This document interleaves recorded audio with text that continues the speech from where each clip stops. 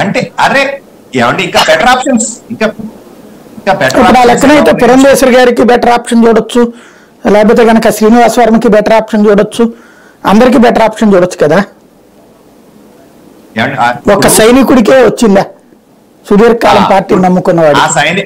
ఆ సైనికుడైనా దూసుకెళ్ళిపోతాడనే ఉంది. కానీ ఇదే చెప్తున్నారు, ఇప్పుడు లాస్ట్ టైం ఒక వారం క్రితం ఏమో జీవీఆర్ గారికి ఎందుకు ఇవ్వలేదని టికెట్ మొదలు పెట్టారు. అంతకన్నా ఒక్క 2 రోజులు ఆగేమో అసలు ఆర్ఆర్ గారికి అన్యాయం చేసేసాం, మీరే భారతీయ జనతా పార్టీ అన్యాయం చేసేసింది అన్నారు.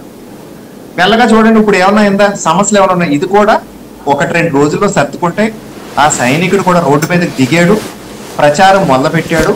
మీకు విషయం చెప్తున్నానండి, అంటే మీరు అడిగారు మీరు సమన్వయం బాగుంది అని చెప్తున్నారు, నాయకులు కూర్చుంటున్నారు, టీలు తాగుతున్నారు, సమన్వయం బాగా సెట్ అయిపోయింది 4 రోజుల్లో అని చెప్తున్నారు.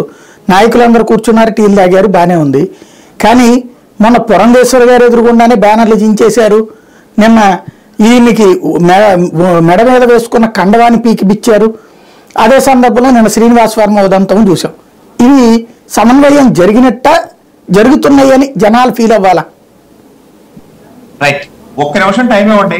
ఖచ్చితంగా.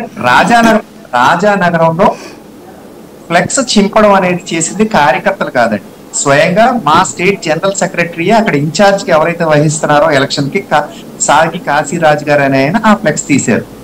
మాకి భారతీయ జనతా పార్టీ తరఫున ఏంటంటే ఒక ఫార్మేట్ ఉంటుందండి, స్టేట్ నుంచి ఒక ఫార్మేట్ పంపుతారు. పక్క మోడీ గారు, చంద్రబాబు నాయుడు గారు, పవన్ గారు, right side MP candidate, MLA candidate, పైన ఓ మూలనేమో మా జాతీయ అధ్యక్షుడు, ఇటు పక్క ఎన్టీఆర్ గారు బొమ్మేసి ఇది ఒక స్టాండర్డ్ ఫార్మాట్ అన్ని అసెంబ్లీలకి అదే పార్లమెంట్ క్యాండిడేట్ నుంచి అన్ని చోట్లకి పంపారు. అదే విధంగా అక్కడ కూడా ఫ్లెక్స్ వేశారు.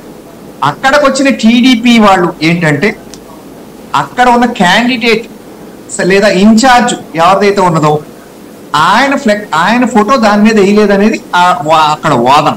అయితే మేము క్లియర్ గా చెప్పాం, సీట్లు ఎవరికి వచ్చినాయో వాళ్ళకే వేస్తున్నారు, ఇది మాకు స్టాండర్డ్ ఫార్మాట్. సరే మీకు అదే అభ్యంతరం, ఫ్లెక్సే అభ్యంతరం, మిగతా ఏ అభ్యంతరం లేదు కలిసి వెళ్ళడానికి తీసేద్దాం అని అక్కడ తీసేసారు.